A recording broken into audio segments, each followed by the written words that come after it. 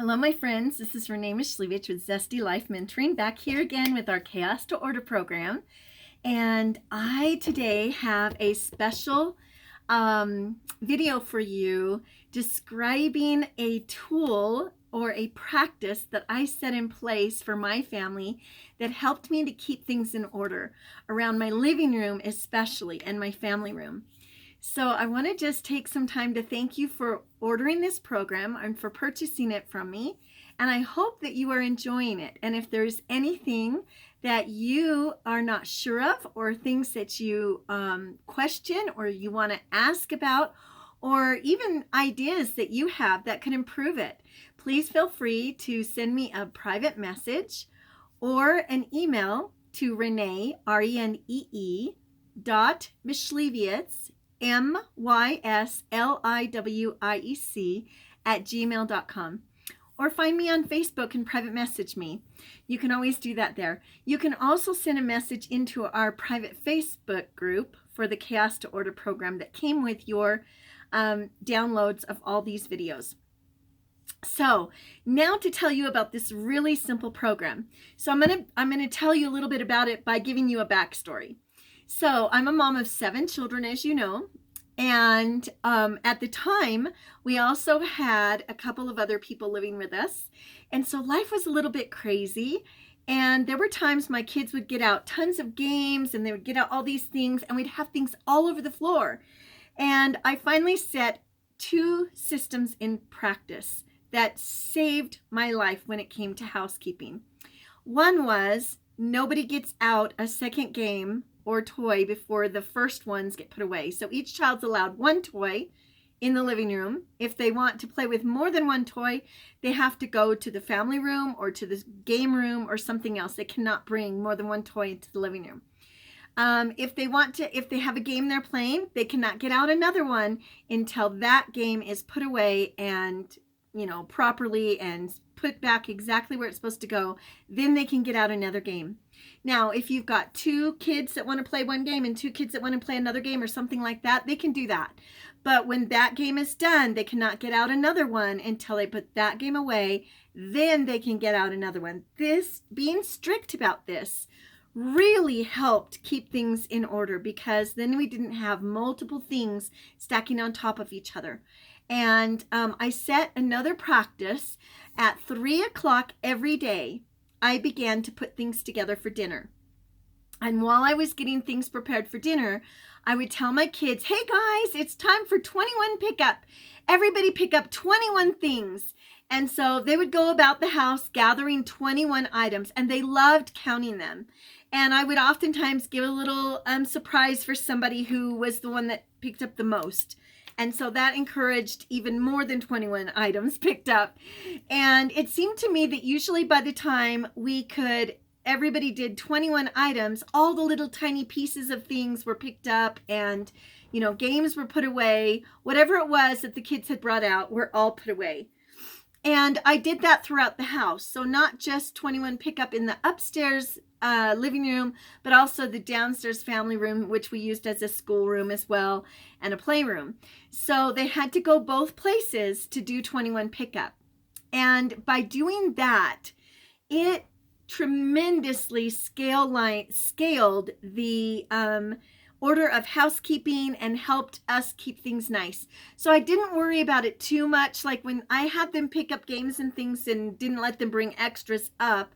But if they got a little bit carried away at times, I didn't worry too much, because then at 3 o'clock every day was 21 pickup time. And they knew that. And my kids liked consistency. And so when we did the 21 pickup, it was easy for them to realize that, oh, okay, 21 items, and that's all I have to do. Sometimes there were a few of them that would say 21 little teeny tiny items, like with maybe Barbie toys or something. And I had to tell them, if you have a little one, that only counts for like 1/2 or 1/4 of 21 of one. So you've got to get a little bit more than that. And so sometimes I would tell them, if you get a little bag and you put all the little tiny things in it, then that counts as 1, because I wanted them to get more picked up as possible. Also, what happened was if I found out that after 21 items we weren't done, we started again. Okay, 21 more, and then we'd get all excited to do 21 more. Sometimes my kids complained, but a lot of times, depending on my attitude, they didn't. If it was something that they were, excited about and they knew mom was excited about, and they knew that when 21 pickup time came, we were preparing for dad to come home.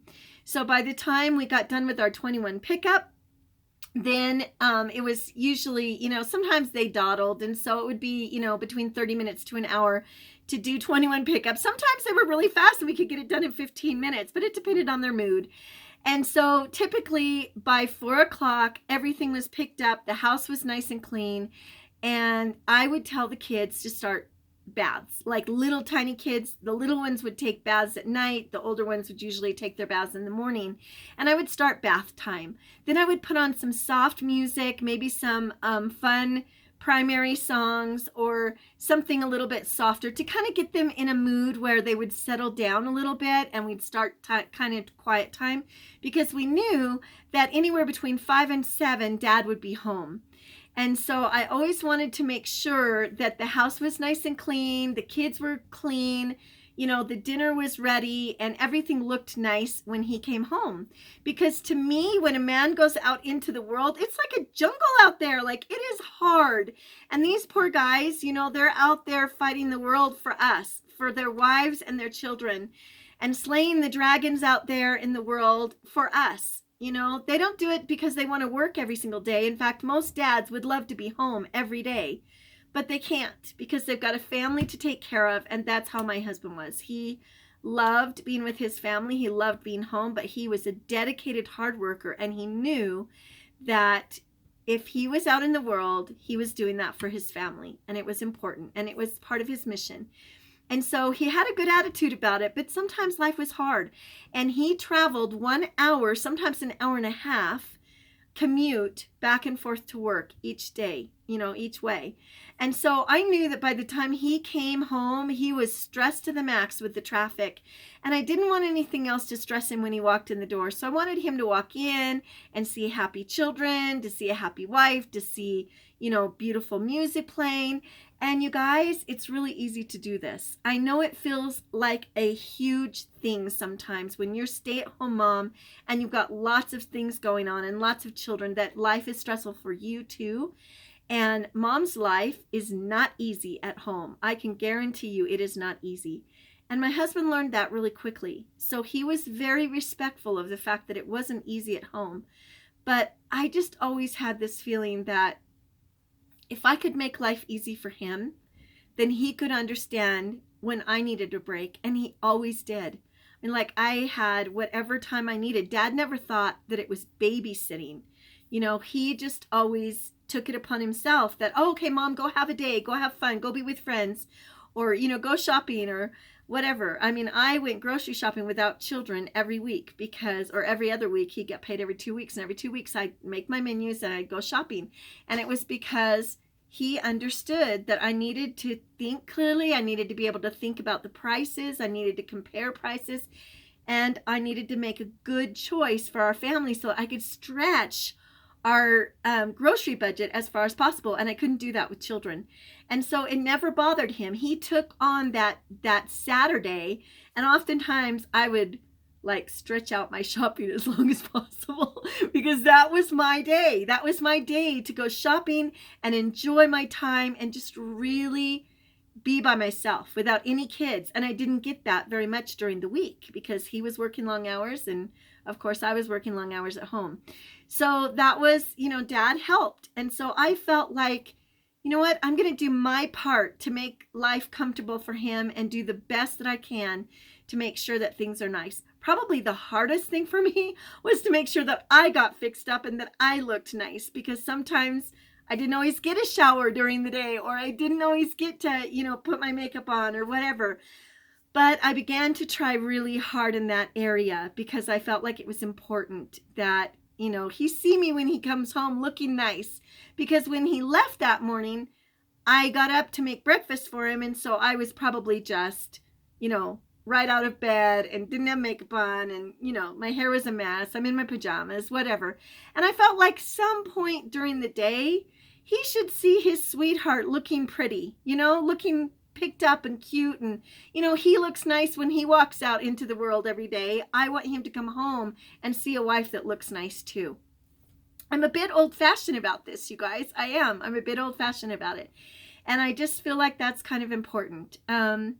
So anyway, those are some of the tips that I used, some of the things that I did that helped me as a mom.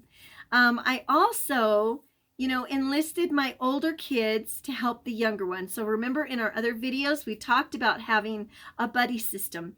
So often the older buddy got to help the younger buddy, and we made it like a treasure hunt. Oh, can you find 21 things, and they would all search and celebrate each other when they found the 21 things.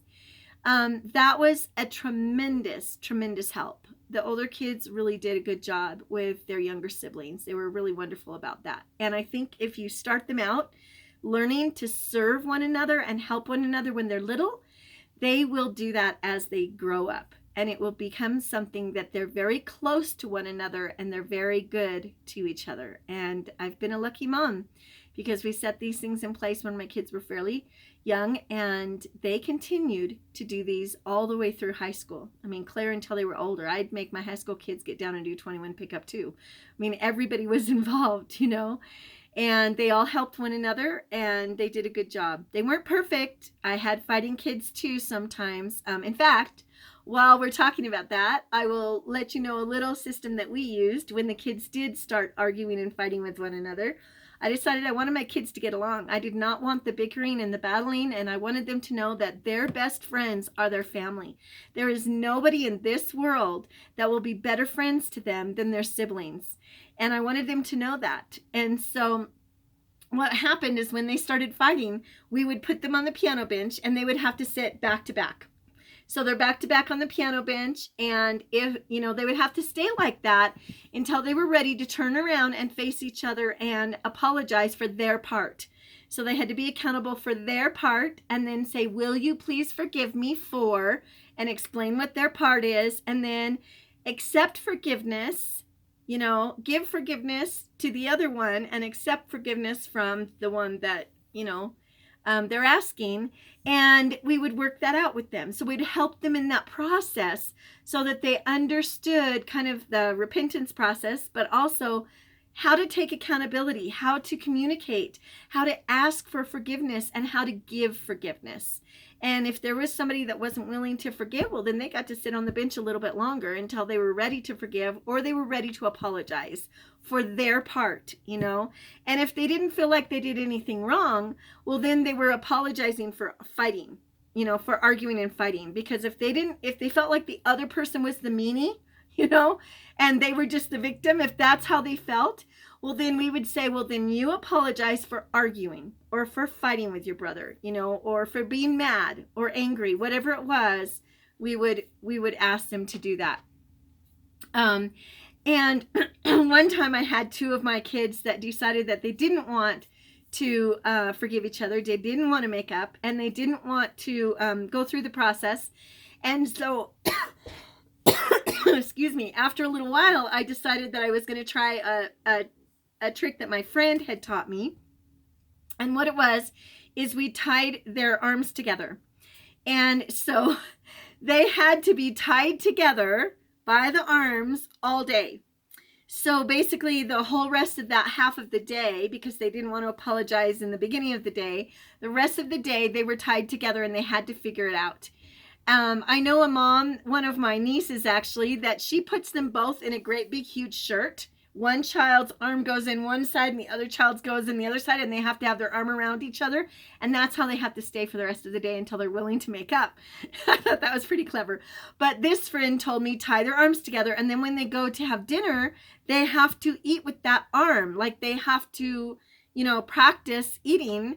They have to feed each other or whatever. But it makes it, they have to compromise. They have to learn, okay, you get one bite and then I get one bite, because you can't just have one person eating all the meal. So we had spaghetti that night on purpose to make it a little bit more fun, a little bit more difficult.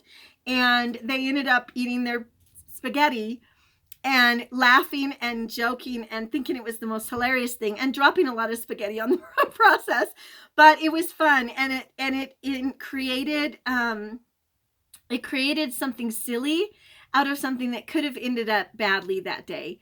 But it ended up silly. They ended up laughing and joking, and then they decided they wanted the other arm tied, and so we switched arms so that one child could have their right arm and the other child could have their left arm, and they practiced it that way for a while, and then pretty soon they were friends. And that was actually the only time I ever remember having to tie my kids' arms together, because later, you know, they ended up always being good about forgiving each other. And you know, we did that clear until they were like teenagers. Once they got to be teenagers, we didn't really do that so much. There were other things that came into play, but those are some tips for you today to think about how you can have more peace in your home, more calmness in your home, and kind of a celebration of yourselves, so that every day you have fun and you enjoy life, and then by a certain time of the day you decide, okay, it's time to clean up, and now let's prepare for the next part of our day, which is dinner and quiet, fun family time. It's a lot harder to have a nice family dinner and a nice family time if you've got chaos all around you. But when you choose to prepare in advance, you can make things really fun and really enjoyable. And dinner time can be one of the best times that families can have together. So I hope you enjoyed this tip, and I would love it if you would share in our Facebook group some of the things that some of your ideas or what you think about this idea of 21 pickup, and then also some of the ideas that I've shared as to how to get your kids to help and how to get you know, them to stop fighting. Oh, and one other little tip, okay? When Dad's home on Saturdays and we do 21 pickup, Dad gets to help too. Like, that's a part of it, you know? This is a part of our routine. This is a part of what we do to make things nice. And he'd be like, oh, 21 pickup? Okay, you know, and he'd get right in there and help. And when dads are willing to do that, it makes it a lot easier. And the kids are willing to see, oh, Dad's going to help today. And so that makes it kind of fun because they get to do that with Dad. So anyway, good tips, and I hope that they help you. And we'll talk to you soon. Look forward to your next video in the Chaos to Order series soon. Bye-bye.